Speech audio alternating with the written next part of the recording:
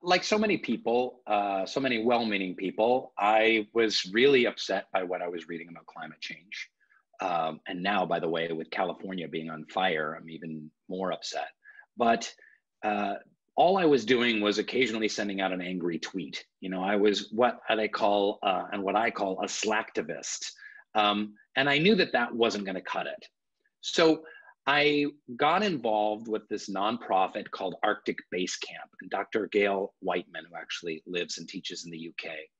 And their whole point is to study the science of climate change from the point of view of the Arctic. Their catchphrase is, "What happens in the Arctic doesn't stay in the Arctic." I decided to document it, and I realized that I needed to do something more than just a couple of angry tweets.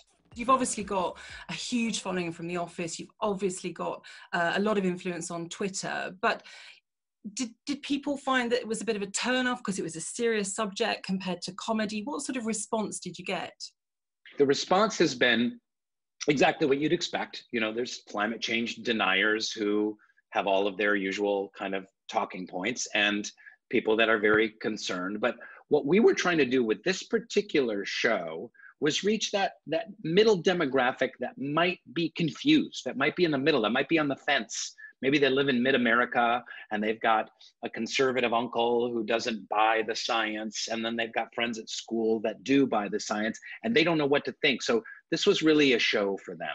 What evidence is there that you succeeded with that? I don't know about the evidence. I mean, unfortunately, you can't kind of read the tea leaves of the comments on the YouTube page and kind of determine the outcome, but that's all we can try and do. Just try and nudge the needle a little bit here and there. Try and shift consciousness. It's the same thing that's happening in the United States right now with racial justice.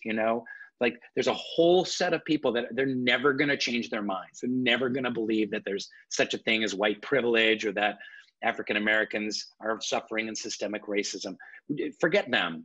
They're never going to change. But maybe some people in the middle that we can cajole and tweak and coax and reason with that might come on board. Back in the United States at the moment, you're experiencing wildfires, you're experiencing really hot temperatures. Do you think that those sorts of conditions make people think twice? Data doesn't work, but for some reason, these extreme cataclysmic weather events that weren't happening with this kind of intensity and regularity 20 or 30 years ago are starting to shift the needle and starting to shift the dial. The rest of America, just like the UK, Europe, and the rest of the world, has been severely affected by coronavirus. How much do you think that's thrown people off course in terms of really gathering momentum to deal with climate change? Obviously, an international pandemic that is actively killing people is going to take priority, and it should take priority. It's not an either or. Okay, it's a priority, but there is not like, let's forget climate change, let's forget racial justice and only work on the pandemic right now. No, we need to work on all of these things. And if anything, the pandemic this is a test run for humanity working together to overcome issues of great odds, of great scope, of great international scope. We can do this as a human species inhabiting this planet, not as the denizens of Bolivia and the Netherlands and Mongolia, all just working in their little fiefdoms, but working together internationally. After this pandemic, we can't go back to normal. We really cannot afford to go back to normal. This affords us an opportunity for a giant reset, a giant reboot of our priorities moving forward. In the absence of any kind of global leadership or leadership from central governments, how important is it, do you think, for individuals to take action? This is my favorite topic of all, and this is one of the most important topics there is. This is the trouble with climate change, and it sucks. Sorry, there's no better word for it, is that I, as an individual, can't do very much, and that is incredibly frustrating. So you have a lot of people thinking, well, I'm just one person. I can eat beef, I can have lots of food waste. I can drive an old truck that creates a lot of diesel exhaust. What difference do I make? This is 7 billion people on the planet and giant corporations and giant governments. What difference do I make?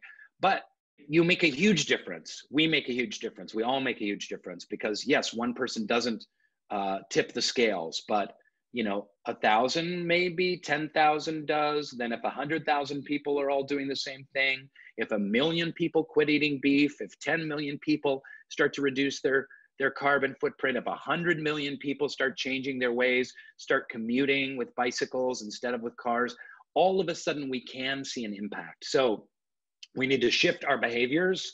We need to take our friends and family and coworkers and Facebook friends and everyone else along with us. And we are going to need to make personal sacrifices.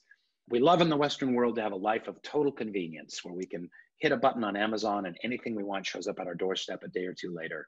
But we're going to have to shift things to have a longer term view.